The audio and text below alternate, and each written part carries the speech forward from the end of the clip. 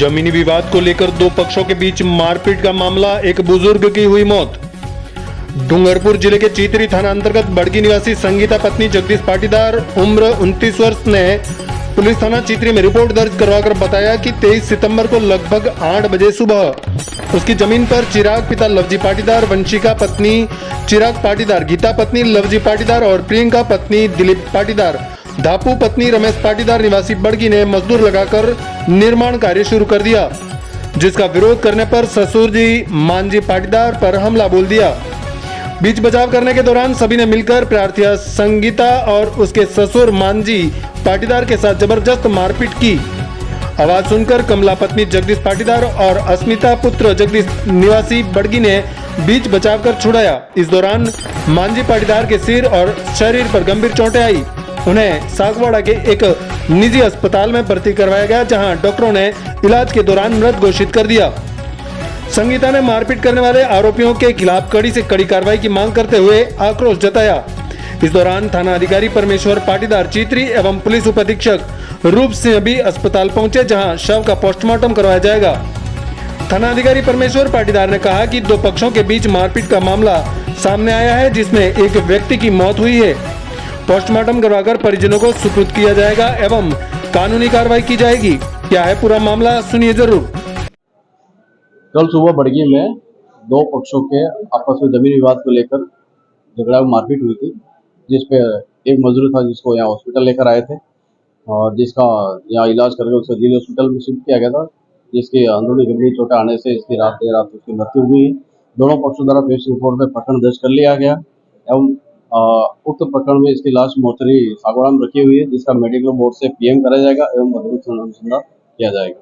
यहीं पे सर मेरे 15 साल से लड़ाई है और मैंने 15 साल में 50 बार मैंने पुलिस वाले को बुलाया है और मैंने गाँव वाले को भी बुलाया है। वहीं पे सब मौके पे आए हैं, किसी ने कोई निपटारा नहीं किया। और अभी 2 महीने से मैंने वो काम चालू किया मेरे कमरे का, तो मुझे पुलिस रोज रुकवाने आई, मुझे रोज। वहीं पे उसके बाद में सब उसने कलेक्टर ऑफिस रिपोर्ट करी, उसने तहसीलदार के पास में रिपोर्ट करी, सब रिपोर्टें करी। वहीं सचिव साहब और पटवारी साहब सब आए मौके पे और वो बता के गए कि भाई ये पर्चा मौका है कि तेरी जमीन में कुछ नहीं आ रहा यूं। फिर उसके बाद में मैंने काम चालू किया। मैं रोज जब मैं काम करती तो तुरंत पुलिस वाले आ जाते। मैंने कहा कि तुम ऐसा क्यों कर रहे हो सब यूं, या तो काम करवा रुकवा रहे तो दोनों का रुकवाओ, क्या नहीं तो ऐसा क्यों कर रहे हो, आप रास्ता निकाल दो मेरा, मैं आपको हाथ जोड़ती यूं करके मैंने हाथ जोड़े। तो 1 महीने तक मुझे परेशान किया पुलिस वालों ने कि रोज थानेदार ने भेजा, रोज रात को 12-12 बजे भी थानेदार ने पुलिस वाले को भेजा। वहीं पे थानेदार खुद आ गया 12-12 बजे। और परसों मैंने 2 दिन पहले फिर मैं थाने पे वो कल्याण पे गई, मेरी तरफ वो बाउंड्री कर रहा था, तो वो पत्थर थे, तो मैंने कहा कि भाई तू इधर बाउंड्री मत कर, यूं करके मैं थाने में गई। तो मुझे वो थानेदार बोलता है कि तेरे यहीं पे क्या जमीन है, तेरे जमीन है ही नहीं इसमें, ये तो पंचायत की है तो पंचायत करेगी, तू क्यों कर रही है। तो मैंने बोला कि साहब आप 1 महीने से फिर क्यों करवा रहे थे, उस दिन भी तो वो पंचायत की जमीन है, उसकी भी नहीं है, तो मुझे क्यों रुकवा रहे हो, क्या तू चुपचाप बैठ जा। मुझे धमकी दी, मोबाइल हमारे से ले लिए और मुझे बोलने नहीं दिया, अंदर कुछ भी नहीं बोलने दिया उन्होंने। फिर मैं वहाँ उन्होंने कहा कि कल सब हम आते हैं, तुम्हारे गांव वाले बुला लो, ये बुला लो वो बुला। मैंने गांव वाले बुलाए कि कहते हैं कि कोई गांव वालों का कोई मतलब नहीं है इधर। फिर मैंने कहा कि साहब मैं आपको हाथ जोड़ती हूँ, मेरा वो फैसला करवा दो, मैं मर जाऊंगी, मेरे ससुर हैं बुढ़े हैं, मेरी सास है, मैं अकेली हूँ और मेरा पति कुवैत में रहता है और मेरी बहुत दुश्मनी है, मुझे सब टोली बन के मुझे मारने आते हैं। ऐसे करके मैंने विनती की तो कोई नहीं सुना के ले, कल हम सब आ रहे हैं। मैं पूरे दिन मेरे नौकरी की छुट्टी ली और मैंने पूरे दिन मैंने वेट किया, अभी आए। मैंने पूरे गांव वाले को भी मैंने इकट्ठा कर रखा कि भाई वो आने वाले हैं, तो वो नहीं आए। मैंने फोन किया तो फोन स्विच ऑफ कर दिया। फिर उसके बाद में मैं अभी कल वहीं पे उसने फिर वापस काम चालू कर दिया कि अब उस वहीं पे कोई काम नहीं करेगा यूं बोला हमको तो। और उसने फिर 10 मजदूर लगा के फिर उसने काम चालू किया। तो मैं थानेदार साहब को पहले फोन करके गई हूँ कि थानेदार साहब आप काम रुकवा दो ना, हम मर जाएंगे कोई, मैं कल तो बोल के आई हूँ ना हम मर जाएंगे कोई, तो आप आओ। तो उन्होंने कोई जवाब नहीं दिया, कुछ भी जवाब नहीं दिया, उन्होंने किसी को नहीं भेजा। मैं मुझे मारा, मेरी ननद को मारा, मेरी ननद की लड़की को मारा, मेरे ससुर सब पड़े हुए हैं। मैं मुझे पीछे दौड़ के मारना है तो मैं दौड़ के भग गई वहीं। तो रोड पे कोई आदिवासी का लड़का था तो मुझे थाने तक छोड़ा। मैं वहीं पे जाके हाथ जोड़े थाने में जाके कि कोई तो मेरी हेल्प करो। मैं वहीं गिड़गिड़ा रही तो कोई सुनने के लिए तैयार नहीं। सब काम हो गया। मैं जो थानेदार का रूम है वहीं पे भी मैंने घंटियां बजाई कि कोई तो बाहर निकलो, मेरे सब मर गए हैं उधर। यूं करके तो कोई किसी ने साथ नहीं दिया। फिर मैं दौड़ के ने वहीं हॉस्पिटल में गई कि मेरे पास ना तो मोबाइल है, ना कोई है, ना गाड़ी है, मैं कहाँ जाऊं। तो फिर इतने में मेरे ससुर को लेके आए तो हमें तुरंत रेफर किया सागवाड़ा। और ये थानेदार ने पैसे के चक्कर में मेरी जान ले ली उसने। आज मेरे ससुर भी खत्म हो गए और मेरी जान भी खतरे में डाल दी है। और उनके परिवार में सब इकट्ठा हो गए हैं। उसके उदिया वाला जो व्यवसायी है उसने मेरी जान खतरे में डाल दी है और उसके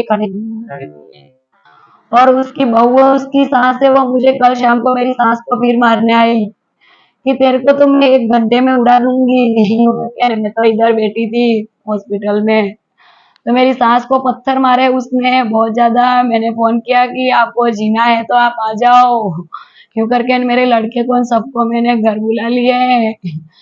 और कल मुझे मार ही देने वाले थे पर मैं दौड़ के भग के निकल गई हूँ वहीं से। तो कल जो घटना हुई, मारपीट की घटना, हाँ, उसमें कौन कौन लोग शामिल थे, उनके नाम? उनका नाम है, फर्स्ट में तो चिराग था, उसकी पत्नी वंशिता थी और गीता थी। उसके बाद में दौड़ के ने प्रियंका आई और धापू आई और उसके 10 मजदूर थे। तो जैसे ही पिटाई चालू हुई तो मजदूर तो दौड़ के ने भग गए। और वो 3 तो हमारे मतलब हम तीनों को इतना पीट दिया इतने में वो आ गई, प्रियंका आ गई। तो प्रियंका मेरे को, मेरी ननद की लड़की है, उसको 2-3 मार दिया उसको भी।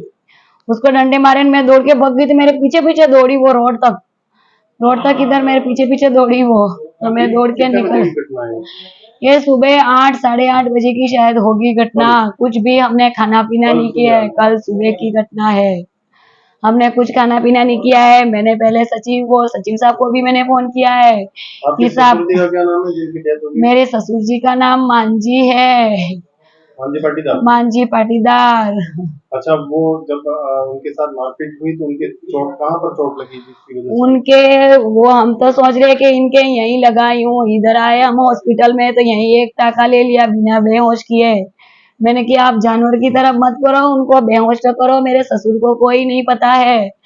तो इन्होंने ऐसे ही ये एक टाका ले लिया। फिर इन्होंने बोतल चढ़ा तो हम हाथ पकड़ रहे। मेरे ससुर जब से वो पड़े थे तो 3 बार तो इधर खून की उल्टियां हुई और वहीं पे खून की उल्टियां हो रही थी।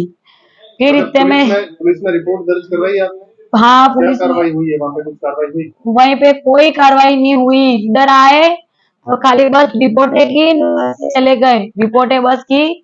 और इतने में वो चिराग था, वो गाड़ी लेके बाहर आया तो वो हंसते हुए दोनों साथ साथ चले गए। हम अंदर सीरियस थे, वो हंसते हंसते चले गए। पूरा साथ था थानेदार का और पूरी टीम का पूरा साथ था। और थानेदार ने मेरी जान में उनको पैसे चाहिए थे तो मैं जितना पैसा बोले मैं जबकि उनको हाथ जोड़ के बोल के आई हूँ पहले दिन कि साहब आपकी वर्दी की मैं मांग रखती हूँ, तो प्लीज मेरा फैसला तो मैं आपके हाथ में है। तो मैं नहीं आए। मैं फिर कल सुबह तो है मैं फिर भी फोन करके गई हूँ तो भी उन्होंने बस कोई जवाब नहीं दिया। 10 बजे आते हैं यूं, फिर तो रोज वाला नाटक है यूं। तो बस मैं तो कोई नहीं कर पाई। क्या नाम है थानेदार का? नाम बता। परमेश्वर पाटीदार नाम है। और आपका क्या नाम है? मेरा नाम संगीता पाटीदार है। चित्री की निवासी हो? मैं बड़की की निवासी हूँ। हाँ, अच्छा, जितने आपके साथ में लोग थे कुल कितने घायल हुए हैं उसमें? उसमें मैं भी घायल हूँ। मेरे ससुर तो खत्म हो गए, मेरी ननद भी घायल है और मेरी ननद की लड़की है उसको तो हमने हॉस्पिटल में दिखाया नहीं है क्योंकि हम मेरे घर पे और कोई नहीं है तो वो बेटी वहीं पे रहे यूं करके उसको तो दिखाया भी नहीं है हमने। और मेरा मोबाइल भी उन्होंने क्या पता कहाँ ले लिया, तब से वो स्विच ऑफ कर दिया है। वो फोन नहीं मिल रहा। मेरे 8 दिन पहले नया मोबाइल लिया था। सरकार से क्या मांग करते हो आप? मुझे बस सरकार से यही मांग है कि उसको कड़ी से कड़ी सजा दी जाए, उसको उम्र कैद सजा दी जाए और मेरा खलियान में जो ये विवाद है उसका सॉल्यूशन मुझे मिले। मैं हक की लड़ाई की है कि मुझे सिर्फ रास्ता दे दे, तो उसने रास्ते में पट्टा ले लिया यूं कर करके, ने मुझे धमकाया, उसने मुझे बहुत मारपीट की, उसके बाप ने भी मुझे मेरे साथ बहुत गद्दारी की। उसके बाप ने भी हमें बहुत मारा है पहले, ने फिर उसका बाप भी खत्म हो गया है। उसका बाप कैंसर से मरा है, ने मुझे कहता कि तू खा गई है मेरे परिवार को। मेरे पति ने और मेरे परिवार ने और मेरे ससुर ने आज तक कभी गलत नहीं बोला, हमने कभी नहीं, सच्चाई का साथ दिया है और हम सच्चाई पे बैठे, इसलिए हमारे साथ गद्दारी हुई। मेरे ससुर जी बहुत गरीब थे पहले, उनके पास कोई नहीं था, तो उन्होंने सबने पट्टा ले लिया, वो अलॉटमेंट करवा दिया, ये करवा दिया। मेरे सभी उनके घरों वालों से मेरे सबकी दुश्मनी है, मेरे किसी ने साथ नहीं दिया। मेरे सगे वो काके ससुर हैं, उसने उसका सहयोग दिया, वो हमारे साथ नहीं आया। अगर वो हमारे साथ आ जाता तो आज हमारी ये दशा नहीं होती। सागवाड़ा लाइव न्यूज, जी हाँ, लेटेस्ट खबर पाने के लिए चैनल को सब्सक्राइब कीजिए, वीडियो को लाइक कीजिए और शेयर कीजिए। धन्यवाद।